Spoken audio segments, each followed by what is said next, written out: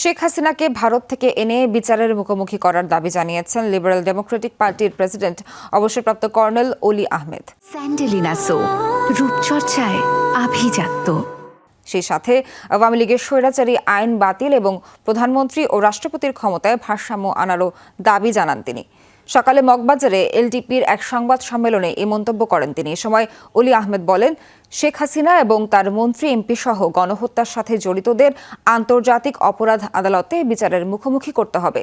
আওয়ামী লীগ এবং অঙ্গ সংগঠনকে সন্ত্রাসী গোষ্ঠী হিসেবে নিষিদ্ধ করারও দাবি জানান তিনি। দুদক, পিএসসি, ইসি সহ সব সাংবিধানিক প্রতিষ্ঠানগুলোকে রাজনীতি মুক্ত করার দাবি জানান। বলেন, আইন শৃঙ্খলা বাহিনীর কাজের সীমা ঠিক করে দিতে হবে। সেই সাথে সেসব কর্মকর্তা পদত্যাগ করেছে বা অবসরে গেছেন তাদের দুর্নীতির বিরুদ্ধে খোঁজ নেওয়ারও তাগিদ দেন।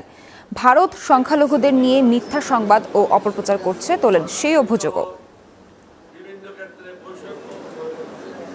পিলখানা তৎকালীন বিডিআর বিদ্রোহের নামে ৫৭ জন অফিসার সহ অন্যান্যদের হত্যার বিচারের জন্য কমিশন গঠন করা হোক। গণহত্যার দায়ে শেখ হাসিনা সহ দায়ী মন্ত্রী এবং কর্মকর্তাদের বিরুদ্ধে আন্তর্জাতিক আদালতে বিচারের পদক্ষেপ নেওয়া হোক।